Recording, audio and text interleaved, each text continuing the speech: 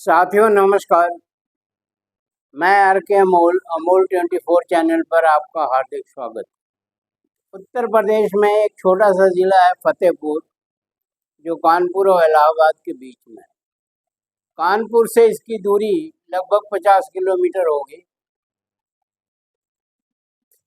और एक बहुत ही पिछड़ा हुआ छोटा सा स्थान है। मुस्लिमों की और हिंदुओं की दोनों की आबादी यहाँ पर है।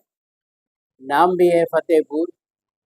यहाँ एक मकबरे को लेकर के बहुत बड़ा बवाल हो गया। मकबरा आप समझते हैं मुस्लिमों से संबंधित है। विश्व हिंदू परिषद एवं अन्य कुछ जो हिंदू संगठन हैं वो इसको मंदिर बता रहे हैं और मंदिर बता करके दिनांक 11/8/2025 की ये घटना है। इसको ठाकुर द्वारा मंदिर बताया जा रहा है। यह ठाकुर द्वारा मंदिर है।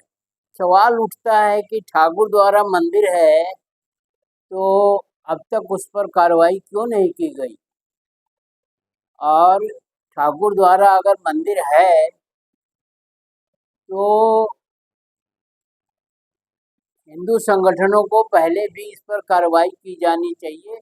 कोई इस साल वो ठाकुर द्वारा मंदिर नहीं हुआ, ये तो बहुत दिनों से होगा तो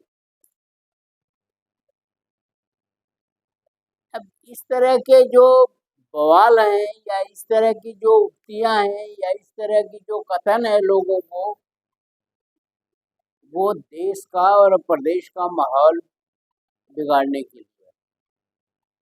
अगर ठाकुर द्वारा मंदिर है तो अब तक क्यों नहीं उस बात को परिलक्षित किया गया है, या अब तक उस बात को क्यों नहीं उठाया गया, या उस पर क्यों नहीं प्रदर्शन कार्रवाई जो कुछ भी किया गया।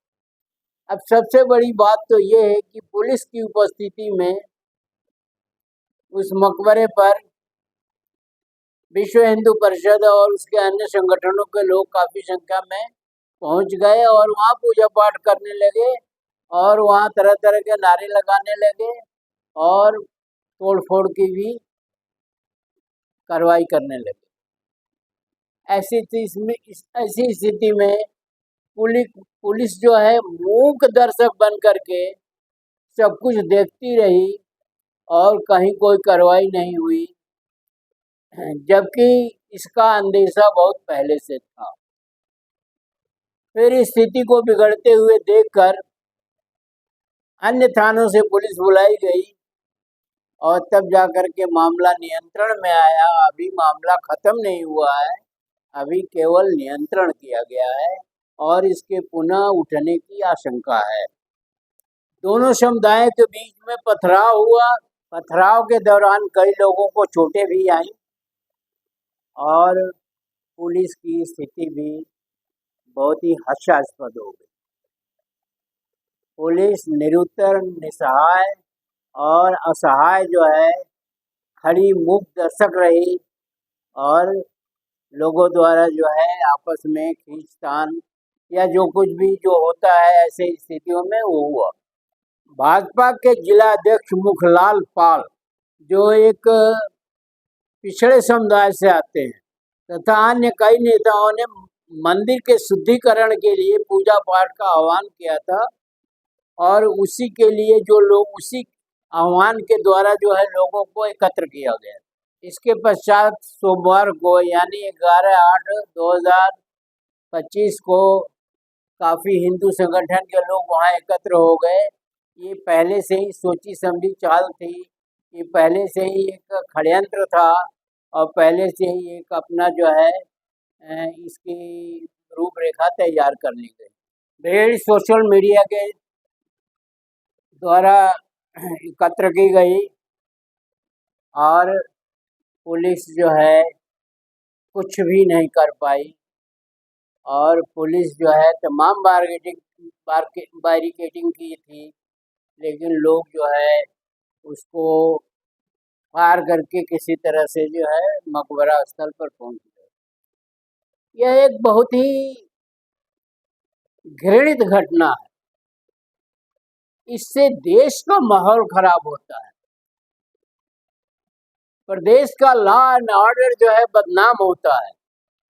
और लोग यहाँ तक कहते हैं कि शासन के लोग भी इसमें जो है मिले हुए हैं।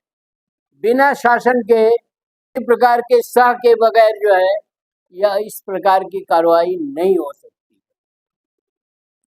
अब नहीं हो सकती है तो नहीं हो सकती है, लेकिन शासन मामले में कठोर नहीं है। शासन जो है वो लुंज पुंज नीति अपना रहा है और शासन चाहता है कि इस तरह के वारदातें हों और देश का माहौल खराब हो, प्रदेश का माहौल खराब हो। डींगे बहुत हाँकी जाती हैं, लेकिन धरातल पर कुछ भी नहीं है। अब ऐसी स्थिति में एक भटकी हुई, न तो वो मंदिर हो पाया और नहीं, और अगर आपको मंदिर का अंदेशा था तो इसे कोर्ट में ले जाना चाहिए था, न कि इस तरह का जो है माहौल खराब करने वाली जो है एक्टिविटी या माहौल खराब करने वाली कार्रवाई जो है वो किया जाना नितांत ही गलत है। एक दहशत उस इलाके में एक दहशत सी फैल गई और लोगों में आपसी मतभेद बढ़े, लोग एक दूसरे के विरुद्ध हुए। तो शासन की क्या व्यवस्था थी? क्या ये शासन के उकसावे पर ऐसा हो रहा है? लोग तो यही कहेंगे। क्या उत्तर प्रदेश में शासन और प्रशासन नाम की कोई चीज नहीं रह गई है?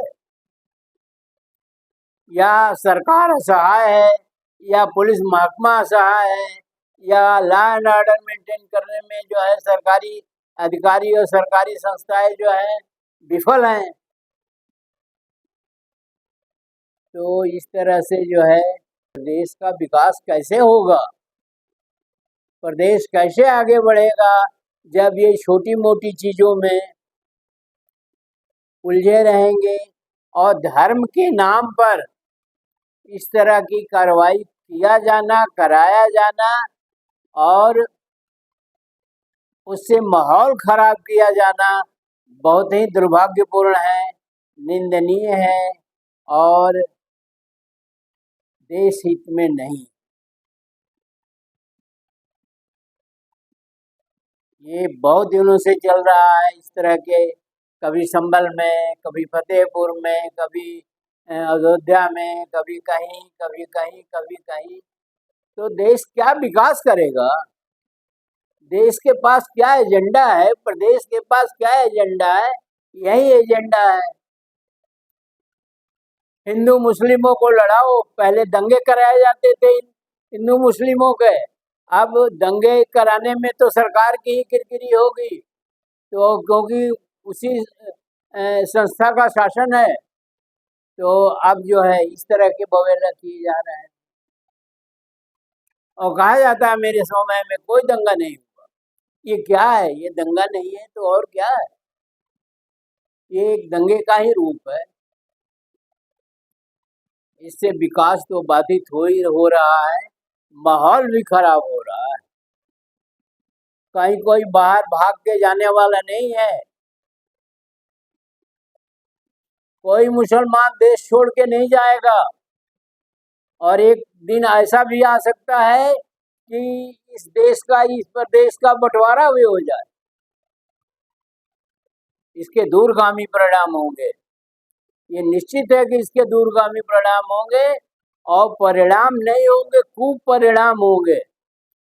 देश कई कुपरिणाम जो है भुगत रहा है और देश का माहौल खराब हो रहा है और देश में जो है धर्म का अनावश्यक एक ढिढोरा पीटा जाता है जो कि धर्म है नहीं, और उस ढिढोरा पीटने से धर्म जो है वो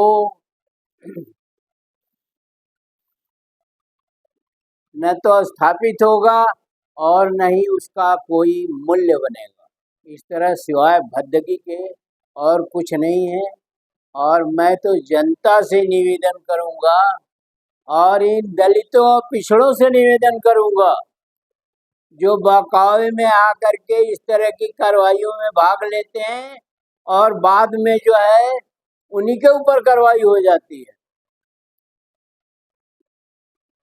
दलितों और पिछड़ों के पास इतनी शक्ति नहीं है कि किसी कार्रवाई का वो सामना कर सकें, किसी कार्रवाई में वो भाग ले सकें, क्योंकि उनकी अपनी रोजी रोटी की समस्या है, उनकी अपनी जो है अस्मिता की समस्या है, पढ़ाई लिखाई की समस्या है, उनकी अपनी अर्थव्यवस्था की समस्या है, तमाम समस्या है। और जो संपन्न हैं लोग, जो सवर्ण हैं और संपन्न हैं, उन्हें कोई फर्क नहीं पड़ता, उनकी तो राजनीति चमकती है। पिछड़े दलित तो राजनीतिक है नहीं, इनको तो मौके पर आगे कर दिया जाता है, फिर पीछे कर दिया जाता है। इस स्ट्रेटजी को भी समझना चाहिए। देश में आज दो विचारधाराओं की लड़ाई चल रही है। मुस्लिम तो बहाना है, दलित और पिछड़े निशाने पर हैं, मैं स्पष्ट कह रहा हूं। और जब दलितों और पिछड़ों पर कार्रवाई होने लगेगी तब इन्हें समझ में आएगा। टारगेट पर दलित और पिछड़े हैं।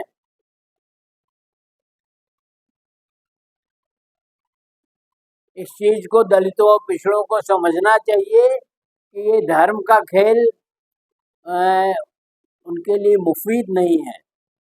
ये धर्म का खेल उनके लिए मुफीद है जो संपन्न हैं, जिनके पास जमीन जायदादें हैं, जिनके पास बड़ी बड़ी नौकरियां हैं, जो शासन सत्ता के केंद्र में बैठे हुए हैं। आंख दौड़ा करके देख लीजिए कि शासन के केंद्र में कौन बैठा हुआ है। वो तो झेल जाएंगे, परंतु ये दलितों पिछड़े जो नीचे हैं उनका झेलेंगे क्या, वो बर्बाद हो जाएंगे। तो इनको भी मैं आगाह करना चाहता हूँ कि ये जो कमजोर वर्ग है, कमजोर तबका है, कमजोर जातियां हैं, इन्हें इस धर्म के पचड़े में पड़ने की आवश्यकता नहीं है।